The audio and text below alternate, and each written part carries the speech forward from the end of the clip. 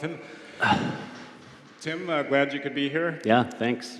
So Pinterest, I think that people who maybe aren't super familiar with it tend to think of Pinterest as a kind of a social network. It's about sharing your kind of good creative ideas with your friends. But you don't really describe it that way. Can you tell me why it's not a social network or what Sure. it is if it isn't? Yeah. No, we definitely think that we are distinctively not a social network. When we think about social networks, we think about services that people use to tell their friends and family what they're doing, and for their friends and family to tell them what they're doing. And that behavior does not happen on Pinterest. Instead, what people are using Pinterest for is to plan their lives. So they use Pinterest mainly as a discovery tool. And what I mean by that is they use it as a tool to discover things to do with their life, from what outfit am I gonna wear today? What am I gonna cook for dinner tonight? What might I buy at the mall this weekend? Where might I travel for the holidays? What kind of home do I want to live in a year? What kind of car do I want to drive in 2 years? And on and on. And so is that a search? Do people use it as a Yeah, search? so there's sort of two modes that we see on Pinterest. One is more exploratory in nature, and that's when people are really browsing their home feed on Pinterest. And that's really a collection of objects or pins that map to the interests that they've told us that they have. And that's, so people follow interests more than people? they do both. So they're able to follow specific topics, like white couches, or they're able to follow people who have tastes that they admire or like. So people have that experience in their home feed, and then we also have a search experience for people who are a little bit more directed in what they're trying to look for, but not nearly as directed as you think about when you think about traditional web search like Google or Bing. Our search allows you to, through something we call guided search, put in a term, and then we suggest a whole series of associated topics with that term. So if you put in couch, a bunch of tiles will come in with photographs that say white couch, long couch, L couch, cement couch, and then you can click on those tiles, and then the search results re-render subject to that specificity, and then you can telescope back out and go down a different path. And so we see a lot of that usage. But the two modes, discovery mode and then more of a directed mode through search. So I think that Pinterest has a extraordinarily high valuation, over $10 billion, has raised enormous amounts of money, and I think the part of what's driving that is a sense that it lends itself very well to commerce, that this is ultimately be kind of a shopping service. Tell me how you've, but there hasn't been, monetization is only starting, right? So can you tell me a little about how you've gone about that? Sure. Yeah, part of the reason that I joined the company 4 years ago was that I fundamentally believe that Pinterest was this very unique opportunity to build a business, probably one of the most unique opportunities to build a business since Google had built AdWords 15 years ago. And the reason I thought it was so interesting is that if you looked at the behavior of users on the service who were very engaged and the service was growing very fast, they weren't looking at user-generated content. They were looking at products and ideas that they wanted to discover and then take action on. And one of the things we talk about at the company when we talk about how we build different aspects of the products is we talk about the path that users take. And the path that users take on the service is that they discover new things. Often they save those things or repin them, and then ultimately, they go back and take action on those things. So I might discover a new recipe, save it for this weekend, and then go back to it on Saturday and then actually cook the recipe. Well, what's interesting about that discover, save, do is that corresponds almost perfectly with each of the major objectives that marketers have. They want to drive awareness, they want to drive intent or consideration, and then they want conversion. And so what I thought was really powerful was that organically, you had users going through that whole life cycle And so it seemed to me that it would be really elegant and really cool to build out sort of the parallel monetization offering. And so that's what we launched about a year ago. And we've been... So that's promoted... That's promoted pins. Promoted pins, and that's essentially you pay some money to get your more visibility for whatever it is. And we have an awareness offering. So if you want mass reach, we offer that across 100 million user base. And in fact, in kind of the awareness offering, you can also buy our cinematic pin, which is a moving pin. So it allows a brand to tell their story in motion, and then uniquely allows the user to control the motion within the pin by the velocity that they scroll on the phone. And then we have an offering in the middle of the funnel, which is our intent offering. And advertisers can target that, and it's a standard promoted pin, and they pay us only when we drive engagements. And what we see on Pinterest is when someone engages, we know that that meaningfully increases the likelihood that they'll buy something. And so the promoted pin, so you only pay for the promoted pin if people click it to the extent So people it depends click on on it depends on what your objective is. So if your objective is just awareness, you just pay us for views. Because really what you want to do is you just want to get your message in front of people. Right. So you pay us on that basis. If your objective is intent, what we've mapped that to is engagement. So then you just pay us basically when people close up on a pin or save a pin, which we call a repin. And then at the bottom of the funnel, which we call action, if someone clicks, you pay us. Or we're starting to roll out a capability where you can just pay us if we drive a sale or if we drive an install of a mobile app. Okay, so that kind of paying you for a cut of the sale, I mean, that would seem to be something that has a lot of potential for you. I mean, is that a road you're going to go down? So when we think about our approach, and one of the things that I think is unique about Pinterest is that it's really a marketplace between the content that partners provide us with and the users that consume that content. And one of the things that we do on my team is try to make sure that there's a really good value exchange that's happening between partners and users. So partners' content is getting pushed into the system. We're putting the right content in front of users. They engage with that content, and that passes value back towards the partner.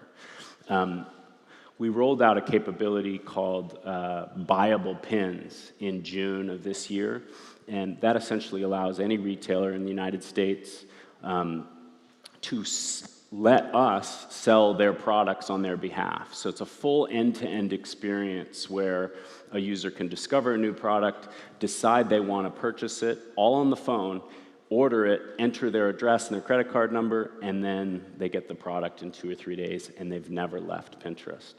The reason I bring that up is that we don't charge partners for that. The reason we don't charge partners for that is that, going back to that marketplace, we think that if we can build up a number of partners who are willing to sell their products on Pinterest, corresponding with the users who want to buy things on Pinterest, if we create this symbiotic value exchange, we think there'll be a very large advertising business to be built on top of that. And that's in contrast with taxing the retailer the first day they decide they want to sell something on Pinterest. We think the model of giving away value to start is the best move strategically for us. To start, I guess, would be the... No, we'll never tax a retailer. We'll never take a cut of the transaction. We just fundamentally think you can build a bigger business on the basis of charging for advertisers. It's interesting, if you look at the growth of eBay versus the growth of Alibaba, the growth of Alibaba has totally trumped the growth of eBay. And one of the things that people will point you to is that the take rate on Alibaba is way lower. So with a lower tax, you actually generate more aggregate value. Right. And our fundamental view is with no tax, with an adjacent advertising model, we think we can create just a much bigger business and more value for the whole ecosystem. Right.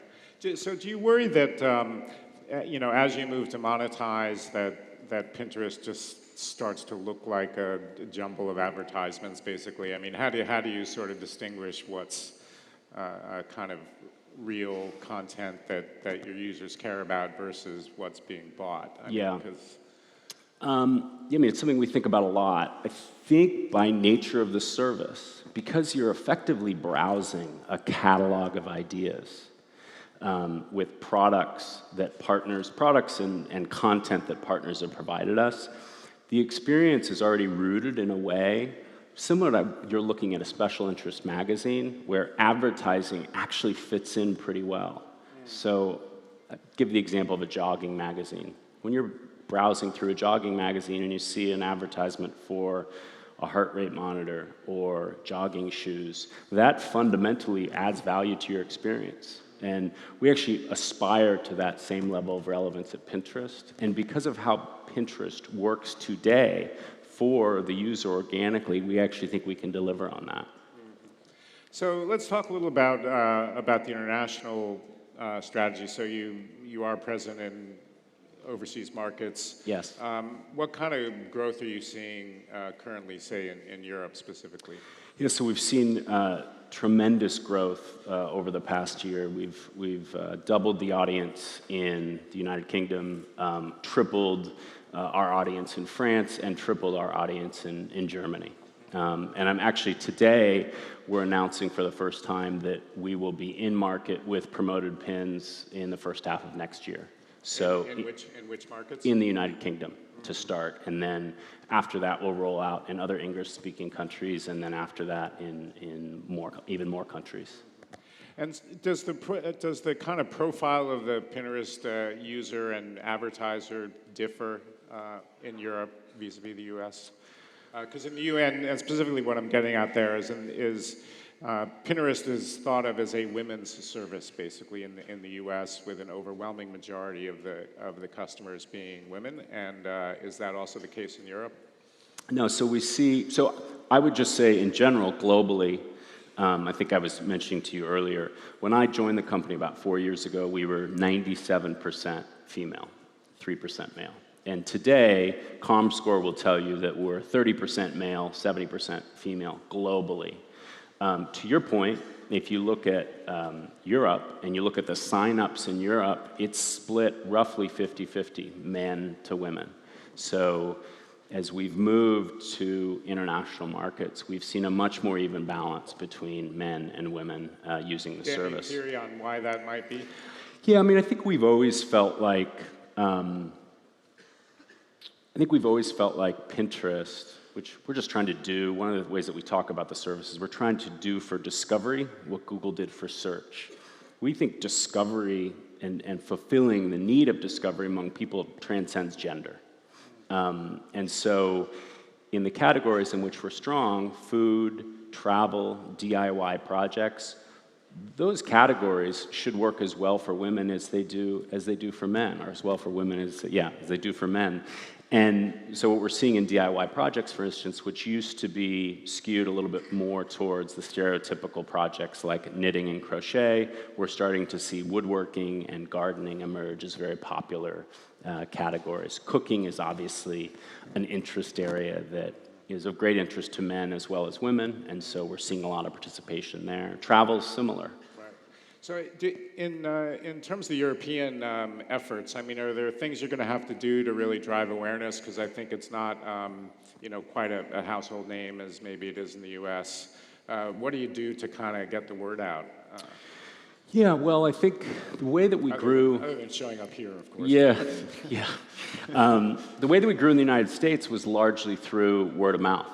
So what we find is that users who sign up for Pinterest and really understand the service and really go through that continuum that I talked about earlier. They discover stuff that they love. They also discover stuff they didn't even know that they loved, and then they take action on it. That's such a magical experience for people, this like idea of, we call it sort of self-actualizing against something that they didn't even imagine was sort of part of their personality. That's such a powerful experience, that what we find is that people tell their friends and family about it, and that leads to more signups, and those signups convert very well because they're not just standing start signups. their signups on the basis of a trusted friend telling you, hey, you should really get on Pinterest. You love gardening. Get on Pinterest. There's some phenomenal ideas that you can find and projects that you can find that would just broaden your interest and make it feel richer. So what we've seen in Europe today, you know, like I said, doubling in the UK, tripling in France, tripling in Germany, that's on the basis. From what kind of base, though? I mean, substantial basis. Yeah. Can you give us a number? No. No. Okay. All right, so just to switch track slightly, so you had been at Facebook, and I'm curious, so you joined Facebook in 2006, which was a similar period of growth to when you joined Pinterest 4 years ago. So on this point of kind of what, I'm curious how you compare and contrast the dynamics of growth in particular at the two companies since you were there in a very similar period of time. Is it a similar dynamic at Pinterest, or? It's pretty different. I mean, I haven't been at Facebook for 5 years, so my memory is a bit hazy. But it's pretty different. I mean, there are common challenges to scaling an organization and doubling and tripling the size of that organization every year, and those challenges around getting people to really buy into the culture, getting people ramped and fully productive is a challenge as you're hiring at that kind of rate. But because of what I mentioned earlier, because we're not a social network, the product challenges are very different. In a sense, you know, Facebook really has one primary constituent, and it's its user base, it's consumers. People come on Facebook to interact with one another. People come on Pinterest to interact with businesses' content and partner content. And so the challenge at Pinterest is we've got these two constituents that we're trying to bring together in the way that's most helpful to both constituencies. And that's just a different problem / opportunity. Right. Because as I said earlier, I think because the fundamental nature of bringing those two things together, we will be able to ultimately build a gigantic ad business on top of it. So does that mean that the sort of commercial side and the monetization piece is sort of more built into the product development, more kind of one and the same? Yeah, it's more congruent. So it doesn't have to be an appendage. It doesn't have to be this interruptive experience that I think other services are forced to build. Mm-hmm. So what do you think is the kind of biggest obstacle? And this is the last question, as we're out of time. But what do you think is the biggest thing you have to worry about in terms of building the commerce side of the business? What do you have to protect against? I mean, I'd say the biggest obstacle is getting the world to understand what Pinterest is and why it's useful in their lives. So really getting people acclimated to the fact that Pinterest is not a social network, that it's a very different experience than what they have on Twitter, Instagram, and Facebook. And it's really directed at helping people discover new things and making it really easy for people to take action on those things. I think if we can get that understanding broadened and get people to try the product, once people try the product, they love it, and they're on the service for good. So it's just about explaining what it is that the service does for people in their lives. All right, great. Well, thank you very much. Yeah, thank you. Appreciate your time. Thank you.